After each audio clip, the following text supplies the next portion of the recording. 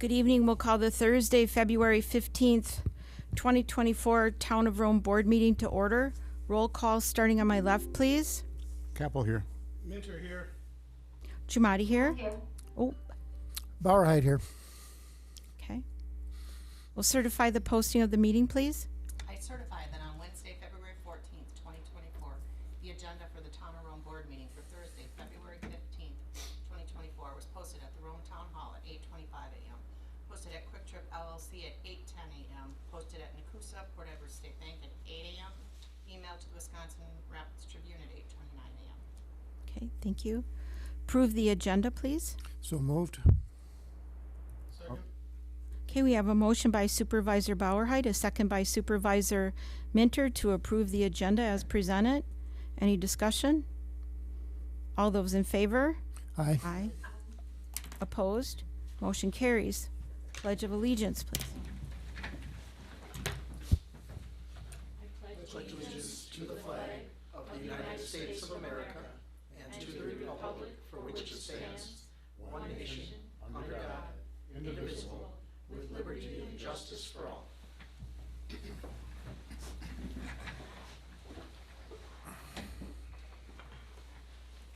Citizen comments, do you have any cards? Okay. Then we'll not read that this evening, but we will say that the board does also take comments from the public on agenda items as called by the chair, but not during the citizen comment.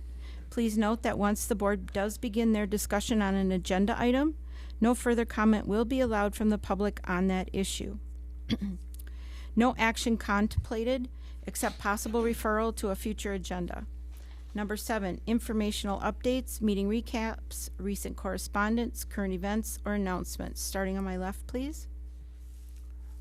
I guess I have an announcement for the people over at Lake Camelot who received some kind of a communication this week relative to there being openings on the utility committee, and I just want them to be aware of the fact that all the utility committee positions have been filled. Okay. Supervisor Minter? I have nothing. I have nothing. Supervisor? Yeah, I've got a couple things. I just had a couple of things. I wanted to compliment the library for their variety and success of programming, especially the belly dancing. I'm sorry I missed that, but it looked like 70 people attended that. And I think there's a lot of new variety and new life in our library, so I wanted to extend a compliment for that. And I don't think it would be ready at this meeting, but I did want to ask for an update on the clerk treasurer training and how that's going, maybe with an update from Amy Reutemann, unless one is going to be offered today. And the other thing, maybe at another meeting, I would like a breakdown of where we're at with our outside service payments and spending and how it relates to our year-to-date budget. Jason, did you have a comment on the one from Supervisor Cole? I think we'll put it together for the next meeting, the numbers. No, the prior one, there was something already started to be prepared by the trainer. Correct, it'll be available for the next meeting. Thank you. Perfect, thank you. Yeah, I have a couple things. First of all, from the Parks and Rec Committee, due to the efforts of Melissa here and also spearheaded by Dave Trudeau, we have been awarded $38,000 to do a shoreline planning and restoration project by the Walden Park there where the kayak launch is. So that's going to be good. I believe that we'll also get $5,000 and change from Visit Rome for that, and the rest of the money can come from the Parks and Rec budget, which I believe we would have enough to do for that this year. So it should get started. Also, we've worked with Visit Rome with Jillian and also Lisa Kubis on signage for each of our park venues. We've got a series of signs that we have lined up, and also during our discussion, the need for directional signs also came up. So we have a directional sign planned for the dog park on Apache, and also for the a kayak launch on D by 9th Avenue. Those signs will be presented to the Plan Commission when we have the park refresh done from MSA. From Tri-Lakes, I've talked before about our efforts to start cleaning up the lakes. We have named our project Project Clean, which stands for Clean Lakes Environmental and Alum and Nanobubblers. This initiative is going to start hopefully sometime this summer or early spring. We have planned 3 presentations to get to our lake owners and people who are interested. There'll be 3 meetings in Lake Arrowhead on April 23rd, 24th, and 25th, starting at 5 p.m. And at those meetings, we'll have Chris from Moliere coming and talking about nanobubbles and the benefits for that. Also, EOR, which is the scientific advisors for Lake Camelot, are working with the DNR on permitting for these nanobubblers that we have planned, and hopefully we'll be able to deploy. Instead of 1 permit for each nanobubbler, we will hopefully do 1 permit per lake, but that's yet to be decided. We've also discussed our budget and the fact that it's divided between assessed valuation and special charges. We don't see a need for that. We've kind of talked with our attorneys on that, and we may at some point in time, maybe next year, have one budget category, probably based on assessment, which we feel is more fair. Solitude is the company that we contracted with last year to provide alum treatment for Lake Arrowhead. We think that was very successful. The problem with it over there was we didn't treat the bays and the fingers. We felt that the lake would turn over enough in those areas that they'd see benefit, but evidently that's not the case. So if we do treat Camelot this spring, we are going to have them treat the bays and the fingers as well. So we hope to, at these meetings that I was talked about in April, be able to explain to the membership various options for nanobubblers and what the costs would be. So we have a lot of things going on right now, but I think it's going to be very positive in the end. Any questions for him? Oh, all right, thank you. All right, department and committee reports. Any questions or comments on the reports? Anybody? Okay, moving on. Discussion and possible action on the following items. Discussion and action, approval of the February 1st, 2024 meeting minutes. I move to approve the February 1st meeting minutes. I'll second. Have first by Supervisor Bauerheit, second by Supervisor Cole to approve the February 1st, 2024 meeting minutes. Discussion. All those in favor? Aye. Opposed? Motion carries. Item 10, discussion and action. Checks, vouchers, receipts, and journal entries. Approved checks number 46048 through 46146, totaling $6,238,113.67. Auto payments totaling $146,364.74. State Social Security Medicare withholdings totaling $37,975.28. Payroll vouchers V21580 through V21696 totaling $98,707.85.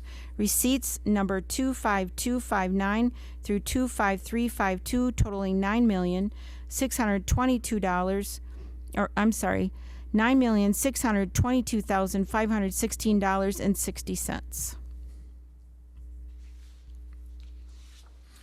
Move to approve the checks, vouchers, receipts, and journal entries as presented. I'll second.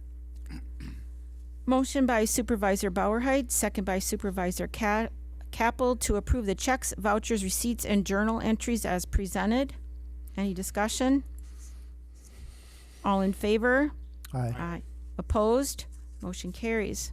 Item 11, discussion and possible recommendation to the Adams County Board of Adjustment, Stephen Marquardt, Revocable Trust, Special Exception, request from Adams County Shoreland Zoning Ordinance 396-30A for evacuation/grading on slope more than 20% within 300 feet of ordinary high water mark and variance request from Adams County Shoreland Zoning Ordinance 396-30A for approval of placement of a retaining wall within 35 feet of the shoreline.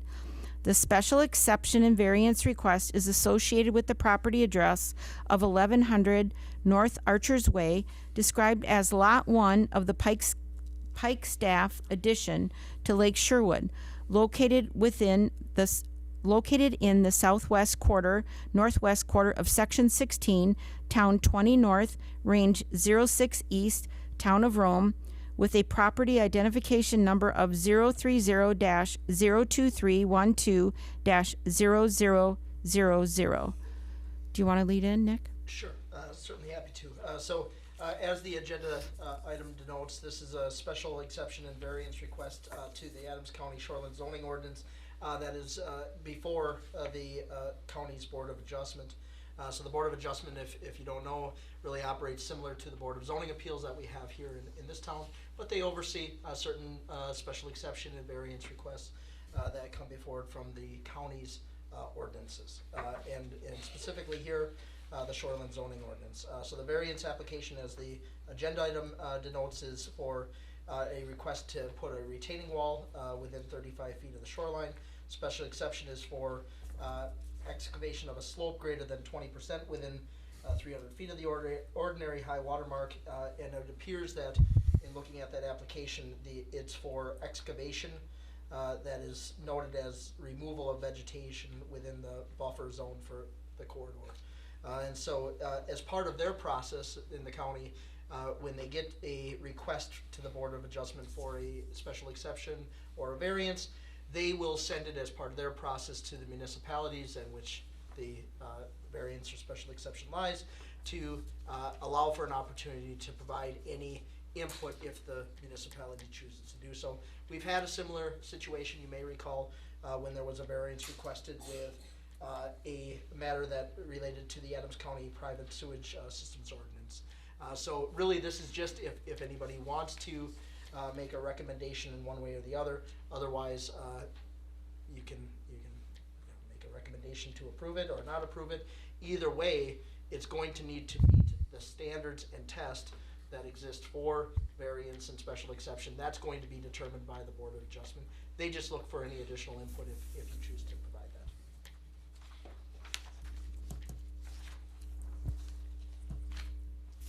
Oh, you have a question, Bill? Nick, do you know, are adjoining property owners notified by the county as well? Or just the town? Well, I believe that they do notify property owners within a certain distance. I know, I can just speak to our local rules when it would relate to variances. They do have a public hearing. They do have typically a range in which they notify, but they would have to have a public hearing before they would grant the variance.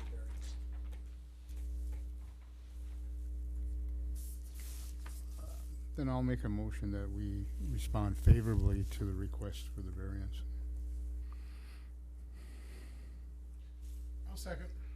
We have a motion by Supervisor Capel, second by Supervisor Minter, to approve the recommendation to the Adams County Board of Adjustment for Stephen Marquardt, a revocable trust special exception request from the Adams County Shoreland Zoning Ordinance 396-30A for excavation / grading on slope more than 20% within 300 feet of the ordinary high water mark.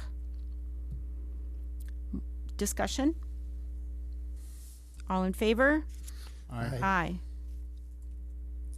Jackie? Aye. Okay, thank you.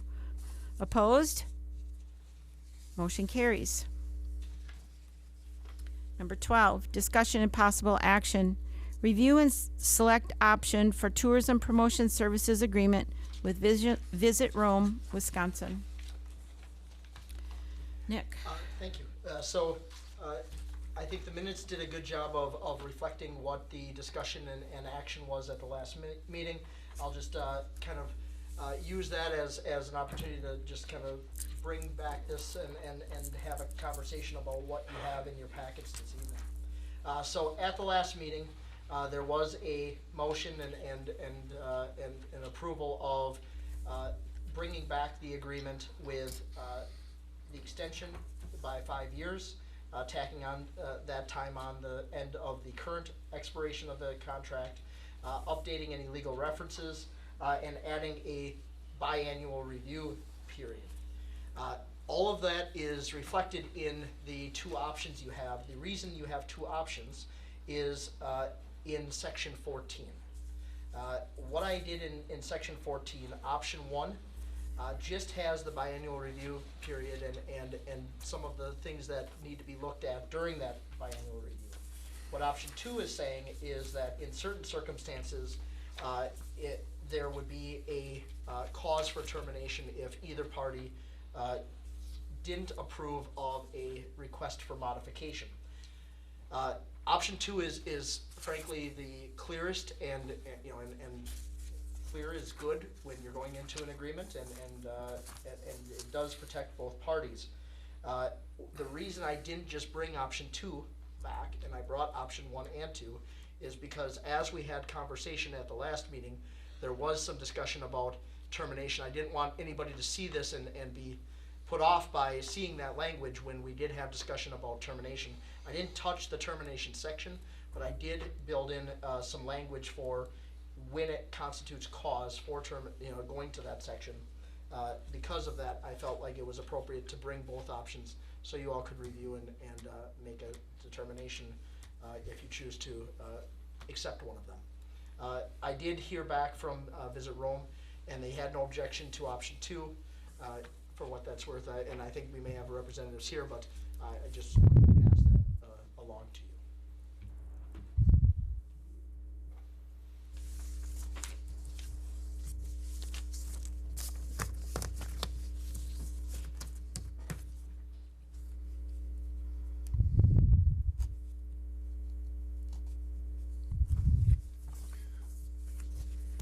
I would make a motion that we accept option 1. I don't understand why we need to have any additional language in there that talks about terminating the agreement just because of a state change in the allocation of the percentage of dollars. That should happen, which is very, very unlikely, I think, in my opinion, and other people that we've talked to. If that should happen, I believe both parties would just fall in line with whatever the new state statute is. I'll second the motion.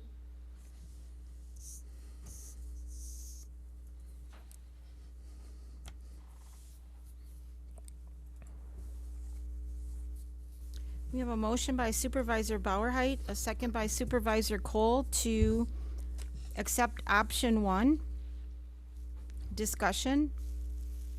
Nick, didn't you say you heard from Visit Rome and they accepted option 2? Yes? Can I say something? Yes. That was, Could you please come up to the mic so everyone could hear? Oh. Yes, please. that was probably a little premature of me to say that. We had our board meeting this morning, and I think option 1 is the preferred option.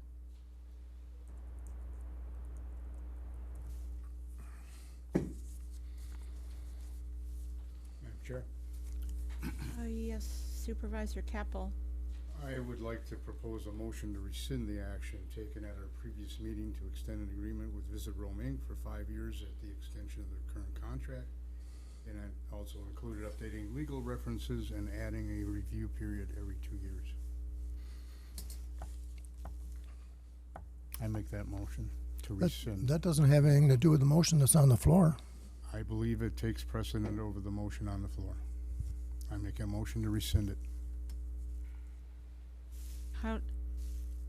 I think we have to deal with the motion that's currently on the floor before you can rescind the motion from the previous meeting. I'll wait. Let's do parliamentary procedure here, I believe. Correct? Yes.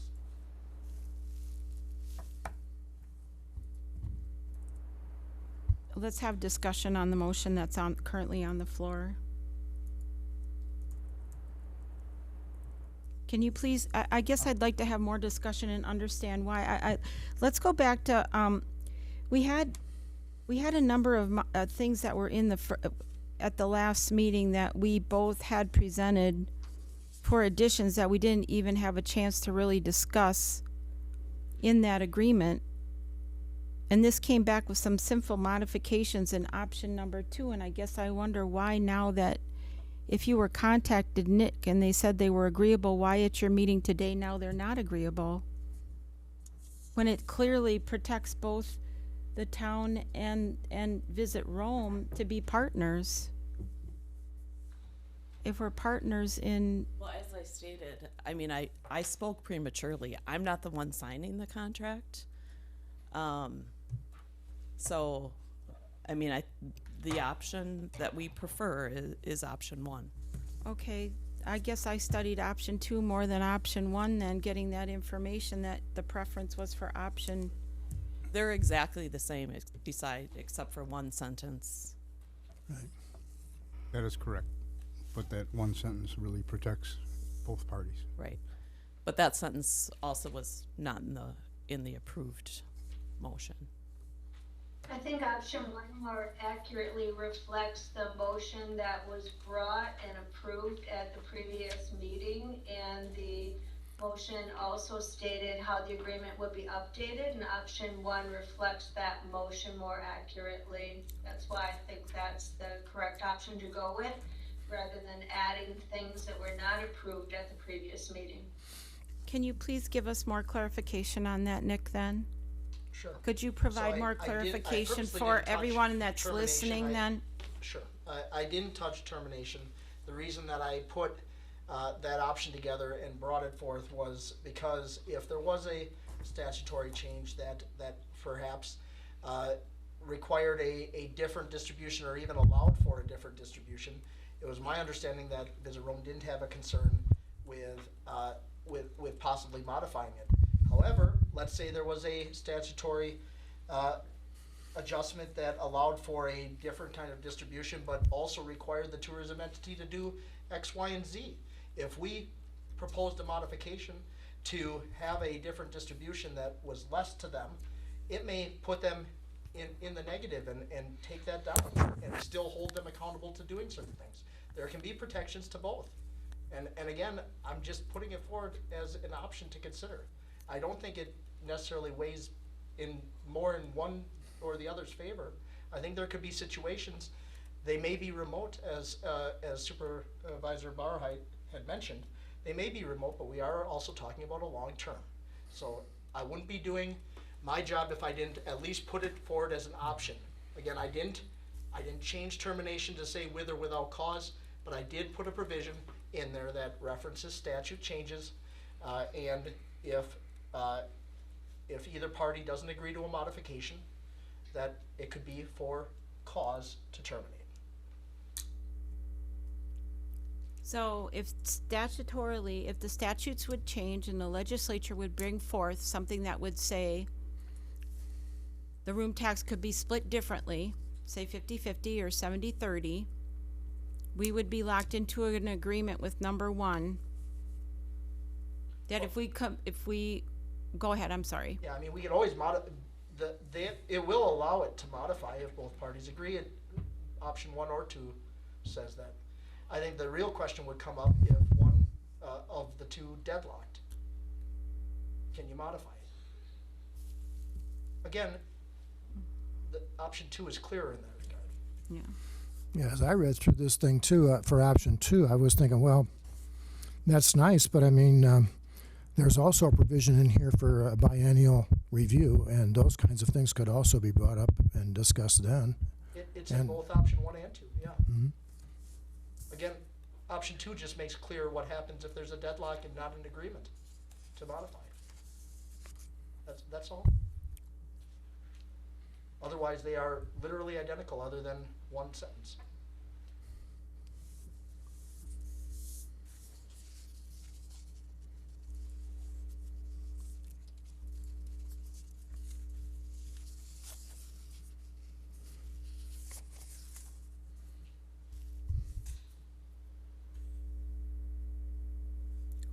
Any more discussion? I Any just more feel thoughts? option 2 is the better one for the town.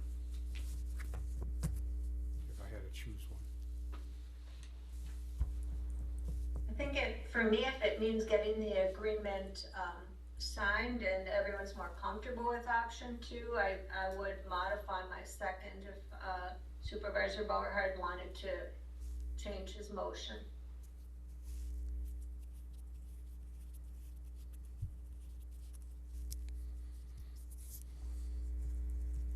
I think we should vote on option one.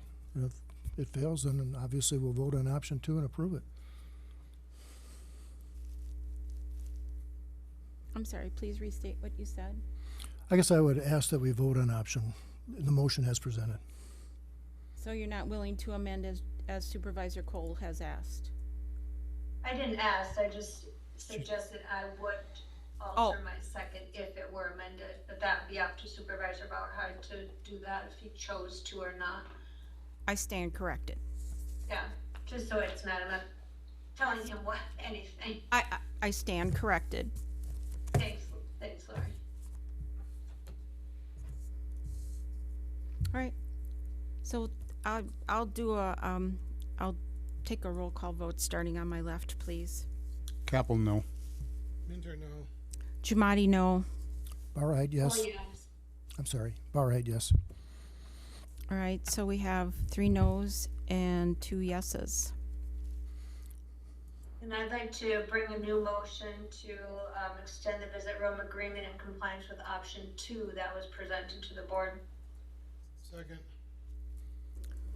All right, so we have a motion by Supervisor Cole to accept option number 2 on the Visit Rome Tourism Promotion Services Agreement with Visit Rome, and a second by Supervisor Minter. Any more discussion? I actually have, since things kind of went the way that they did, I guess the only other comment I would like to have is that now that we've looked at both options, and again, I stated earlier, it didn't include some of the ideas from our first discussion at the first meeting, and however, the modification clause does allow us to build in some of those other ideas with the understanding that we have the current agreement for 2 years. I'd like to see some similar modification in our current agreement, and would wonder if Visit Rome would be agreeable to that, and maybe we think about that on a future agenda item with our current agreement. I thought that at our last meeting, we discussed some of these items you're talking about. Mm-hmm. And that I thought maybe we didn't vote on it, but I thought there was a general agreement that we would treat those things as side memorandum as they come up. Correct. And agree on them as required in that way. True, but what I'm saying is if we move forward with this vote tonight on option 2, if, being the partners that we have, it's been a good relationship, and now that we realize that, option 2 is, and we have those comments that we made at the last meeting, we really didn't have a chance to consider them with this modification clause in option 2, and we do have a standing agreement for the next 2 years, I would Visit Rome be willing to amend our current standing agreement with that modification clause? I would think, if we move forward with option 2 now and we agree to that, I would hope that, that would be something under consideration as good partners. I think Visit Rome has always been open to conversations with the town, but this has been going on for 2 months, and there's just been talk about these, whatever it is, inclusions, changes, adjustments that are possible for this agreement, but there's just been talk. It's just been going around and around. There's been no request to sit at the table with Visit Rome by the town or anything put in writing what these things are that are being proposed. So I suggest we go ahead with the vote on the motion that's on the floor.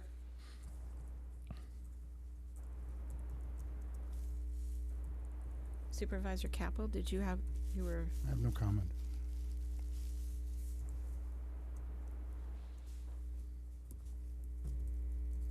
Okay. Roll call votes starting on my left. Capel, no. Minter, yes. Cole, yes. Oh, sorry, Larry. Didn't mean to jump you. It's all right. Jamadi, yes. Barahite, yes.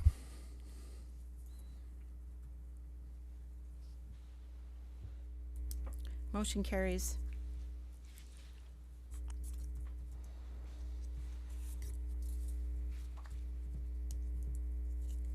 Item number 13.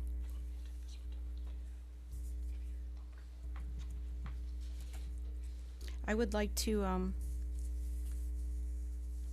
have further discussion at a future meeting about those same modifications, maybe bringing it forward at a later date for our current agreement with Visit Rome, because I do believe that over the last month we have brought those points forward as to what we wanted in that agreement, and we didn't cover them properly in our last meeting.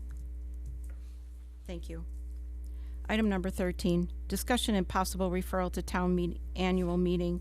Sale of town property owned and located at Anawa Court, a part of parcel number 03002160000.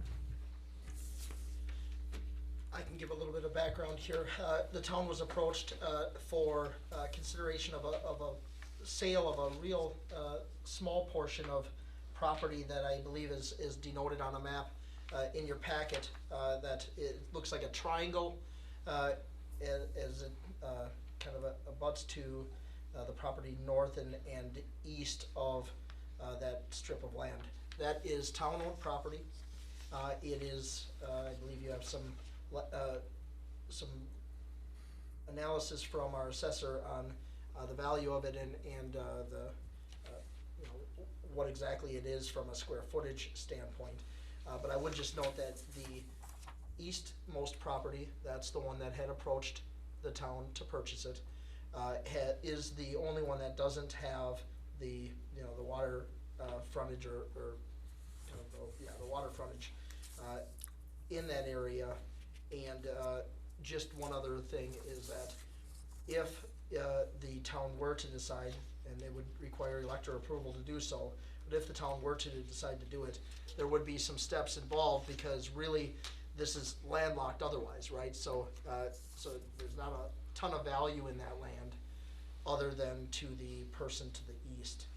And so really I think it was brought to this meeting just to get thoughts on if the town is at all interested in it, if the town is interested in potentially selling the property.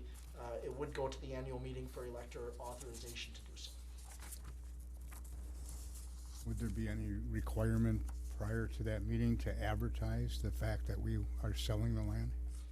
No, because technically you shouldn't when you're not authorized yet. So right now, we've been approached, but we don't have authorization And to do it. I understand that it being the way it is, it's landlocked, and it wouldn't do anybody any other good if we sold it to anyone but the adjacent property. Right, well, and also, it would require a land division just to kind of talk through just one other step there, and it's part of the reason why it wouldn't have a lot of value. Right now, it's a parcel, a large parcel. It's part of a large parcel that is in the town's name. If that were to be sectioned off and sold to to a property owner, it would have to be an adjacent property owner, because you can't divide that and create a landlocked parcel. So it would have to be to an abutting property owner. There may be one other property that could find some value to it, I suppose, but primarily the value would be to the property that requested consideration of the sale.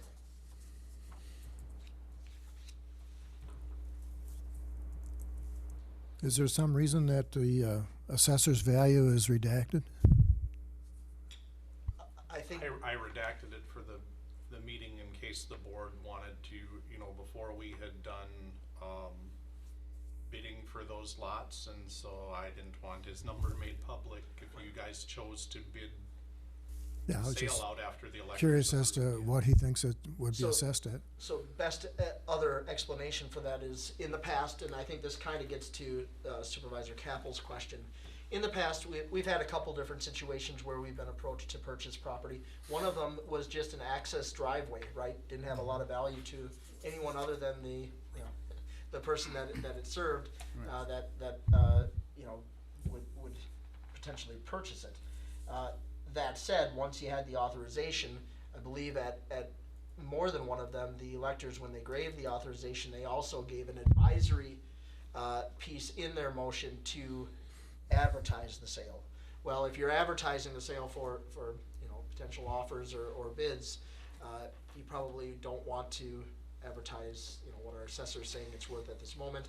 You want to get a, arm's length bids on the property before you consider possibly selling it. And I would suspect there would only be 2 bidders that the town would approve due to Nick's comment on a landlocked parcel, only one of 2 people, but they still could potentially bid against each other depending how valuable they felt that additional chunk would be to them.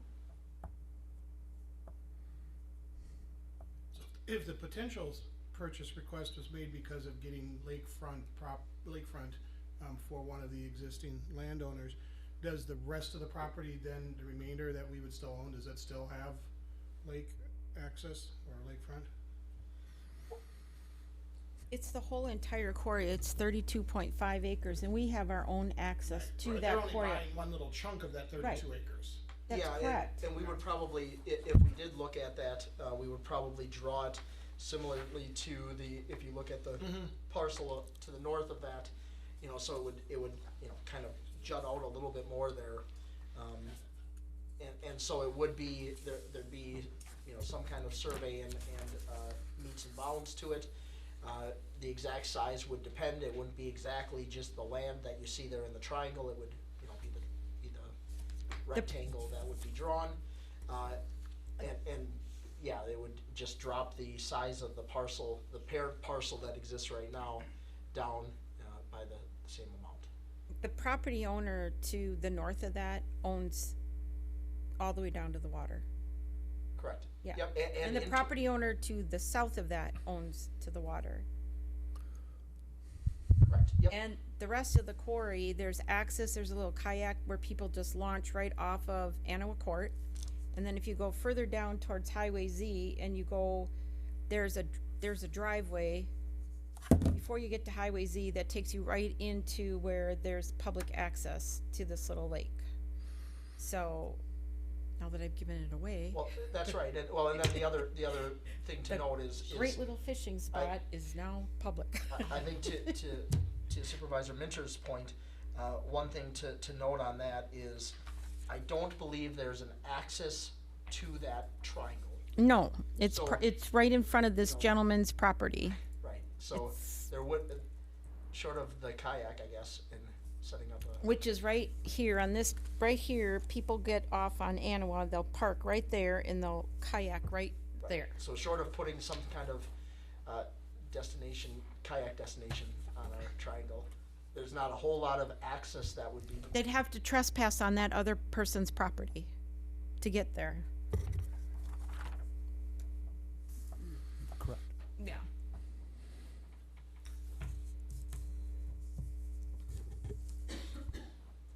I would move that we refer the sale of the town-owned property located at Anawa Court, part of parcel number 03030-00216-0000 to the annual town meeting. Second.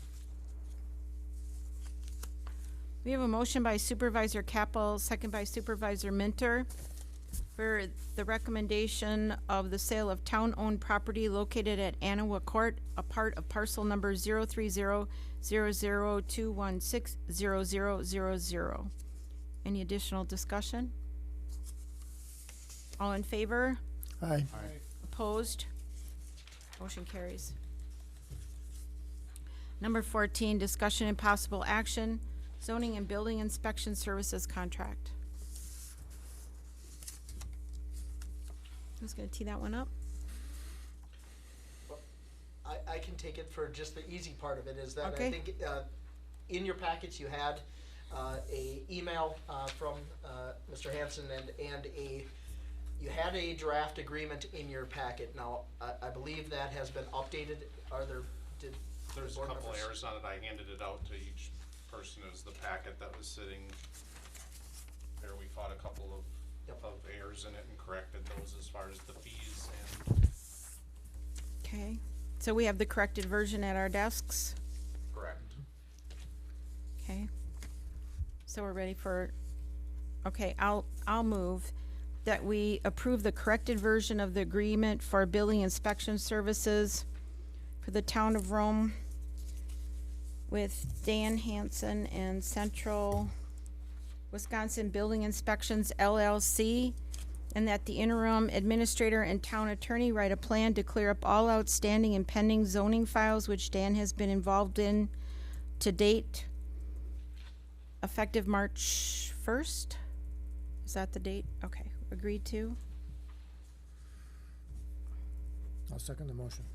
Okay, we have a first by Chairwoman Jumati, second by Supervisor Bauerheit, to approve the agreement for building inspection services with Dan Hansen of Central Wisconsin Building Inspections LLC, and have the interim administrator and town attorney write a plan to clear up all outstanding and pending zoning files which Dan has been involved in to date, effective until March 1st.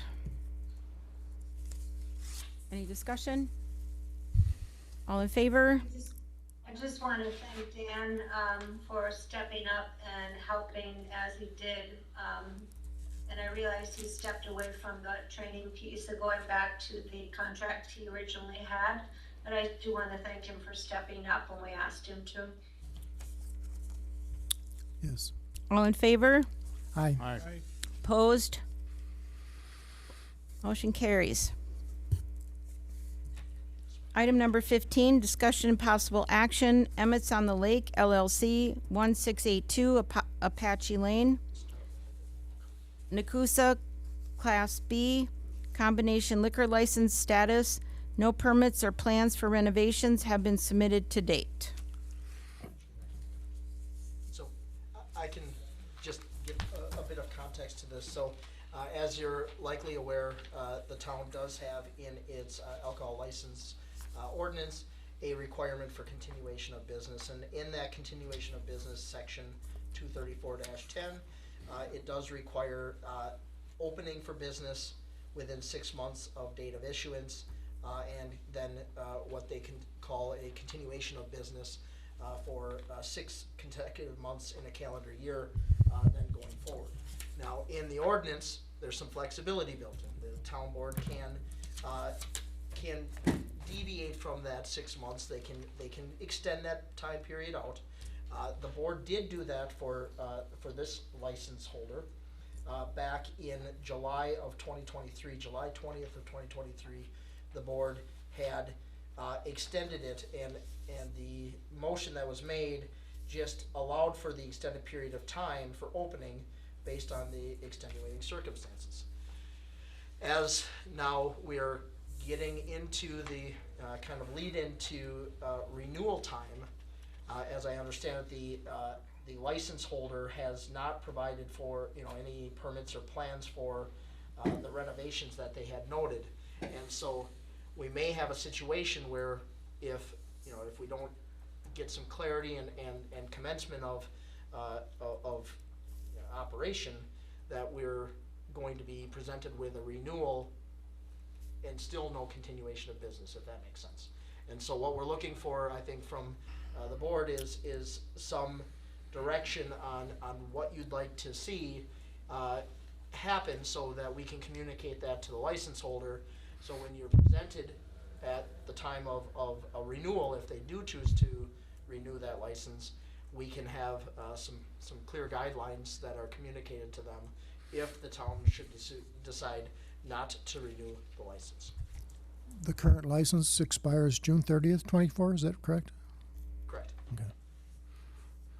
Yeah, last time, Attorney Flanagan, am I correct in remembering that Emmett's was given until May 5th as their extension, that they anticipated that would be their opening date? It's my first question. And then my second question is whether or not they have been contacted about this, and what, if any, response or answer have they given you? I reached out to them and they said that there's some more major building that has to go on there. I don't know if they have a representative here tonight anywhere but they were contacted and during my phone call said they'd have somebody present to speak as to their plan. It'd be my recommendation to get a timeline of this process from them, because I think the board probably assumed it was gonna open this spring, and on the phone, I was told that's not the case, that they didn't know if it would open at all in 2024. I remember discussions very clearly that we were giving them an extension but expected it to be open by this summer. Well, we have meeting minutes here that clearly state, but there was nothing clear in those meeting minutes, and we should have been advised to have something a little bit more specific. It says right in here, motion by Capel and Jamadi, so I'm reading it into the record again.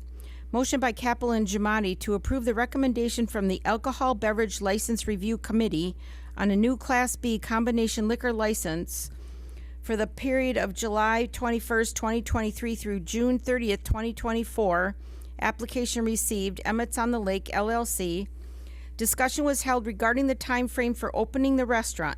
Attorney Flanagan stated that the ordinance does not allow for an extended closing if there are reasons such as remodeling of the building, and wants the board to be aware that it's their call if the extension is granted. Capel and Jamadi amended they approved the Class B combination liquor license and allow for an extended period of time for the opening based on the extenuating circumstances, but no time frame was given. So what is the actual date or status of the license, the building, the sale, what have you? Please give us clarification. How we loop back to this is, in speaking with the building department, no permits whatsoever for renovation have been obtained. And people have stopped here asking about it and said, hey, it's all fenced off and nothing's going on down there. So that's when we loop back to see if permits had been pulled or a site plan of operation as to what they're going to do, and nothing's been done. So that's when I contacted the owner, told them this would be on the agenda, and they said they'd have a representative here to speak to their plans, so. And we currently have other businesses in town that are waiting for liquor license. We've actively asked legislators in Madison how we can get more liquor licenses. Legislation is actively changing. Nick, do you want Yeah, to I add would anything? I would just say two things that relate to both Supervisor Cole and Supervisor Capel's comments. So, yes, an extended period of time was given. Understand that this springs in two different scenarios, right? A revocation and a non-renewal. That I just mentioned non-renewal because, as Supervisor Cole and Supervisor Capel point out, the discussions were around summer. Again, this goes until the end of June.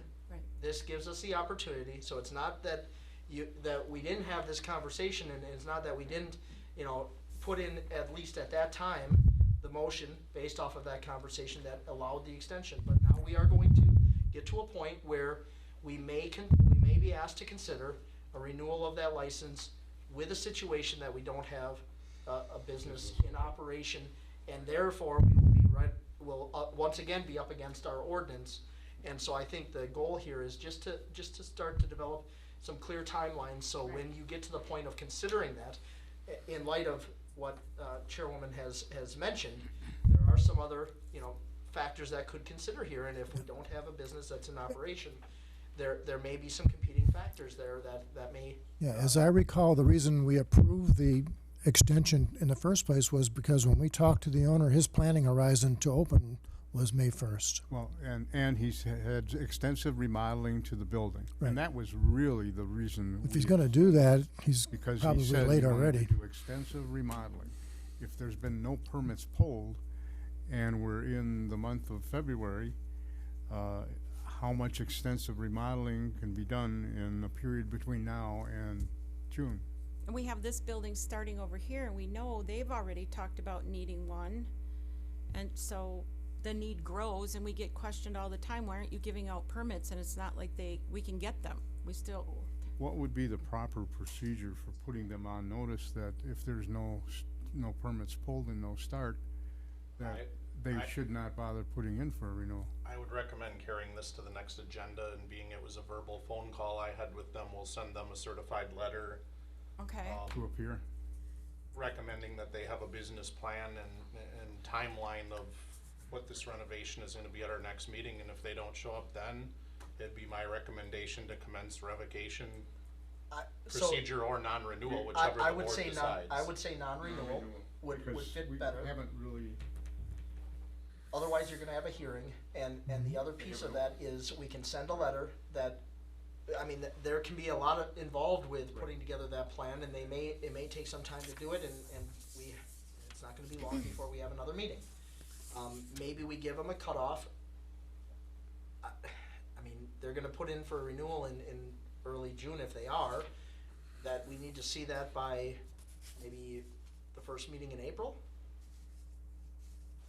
That gives them, if they plan to seek renewal, we should give them a deadline of some substantive movement by, I think they middle need of to appear April. at our next meeting. Yeah, I think because, Jason's correct on this I'm- because we've got deadlines and other people. well, Not necessarily to have a full plan, but at least to appear before this board with and what tell us their, where they're heading. their ideas are. I mean, they told me that there's significant repair. And they don't plan to be open till next year. Well, if he's, that's not gonna, we're not gonna buy that, I don't think. I can't I speak think for everyone. rather than us having conjecture of what they're thinking We need or to have doing them or appear. when you're going to do it, that the, some official type of notice, letter, whatever Attorney Flanagan says is appropriate should be sent to them.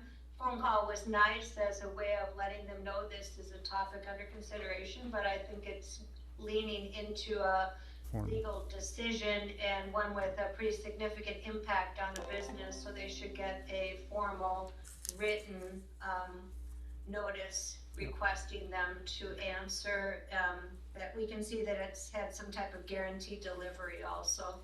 I think that's a great suggestion that our interim administrator made, and Attorney Flanagan and him can work on that together, Supervisor Cole.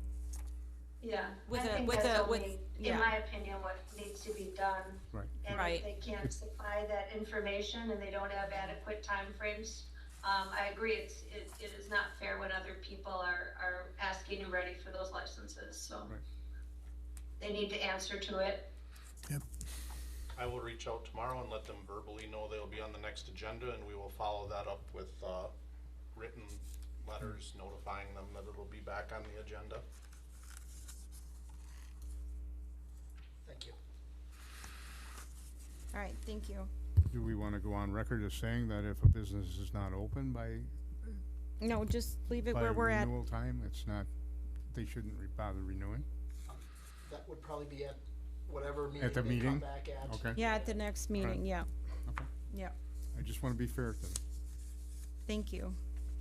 All right, number 16, discussion and possible action, ordinance number 24, proposed amendment to chapter 234, licenses and permits, article 2, cigarettes, 23414, cigarette, tobacco, and electronic vaping device license.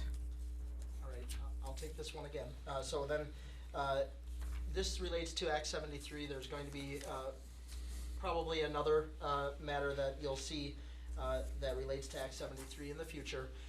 Basically, what Act 73 deals with is alcohol and tobacco regulations. There were some staggerings of effective dates. One of the most immediate effective dates related to that, which is before you this evening. What it did is effective March 6th of 2024, those that need to get a cigarette or tobacco license now will also, that license requirement also then will extend to anybody that is selling or retailing electronic vaping devices. What I have proposed for your consideration this evening, updates are section 234-14, which was cigarette license, to now read consistent with the statute, which is that it's going to be cigarette, tobacco, and electronic vaping devices license. And those that are selling electronic vaping devices as though they are defined in state law will be required to get the cigarette, tobacco, and electronic vaping device license. Can you please tell me, Nick, in regards to other items we've talked about previously, we know they've done some things up in Wood County. You and I spoke about this last year when we were at convention and the legislative breakfast, Delta 8 products, Delta 10, and how those chemicals are changing in that. How, does that play in with this Act 73 and how we need to expand the ordinance to cover those as new businesses are coming into town? Yeah, it doesn't specifically relate to the changes that happened in Act 73 for the electronic vaping Okay. devices. But there are, you correctly referenced, there are a fair number of municipalities, some in Wood County included, that synthetic cannabinoids and they expanded those to be prohibited. So I believe they those ordinances do exist. I'm not sure that we have that in ours, and No. we can certainly bring forth some similar provisions to what they have in those municipalities in Wood County in the future meeting. Could we bring those, could we talk about maybe drafting some similar language? And then I'd gotten some examples from their chair people up there, Absolutely. their council people as well, and start taking a look at that as we get more businesses that might carry those types of items that are enticing to younger people. And would you like to see that on the next agenda? If we have room for it, that would be great. If we could start looking I'll- at that I'll as we start- get closer to summer, that would be great. If the interim administrator would be open to that, I'd appreciate it. Jason? Yeah. That would be great. Thank you.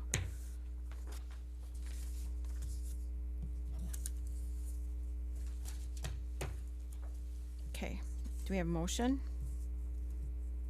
To, Move to adopt the amendment to ordinance number 24 to make our chapter 234 be reflective of the updated state laws regarding cigarette, tobacco, and electronic vaping device licenses. I'll second. motion by Supervisor Minter, second by Supervisor Capel to adopt the proposed amendment to Chapter 234, Licenses and Permits, Article 2, cigarettes, as they recently changed and proposed in ordinance number 24. Any more discussion? All in favor? Aye. Aye. Opposed? Motion carries. Dates and items for future agenda meetings. Number 17, I'm sure it'll build itself out.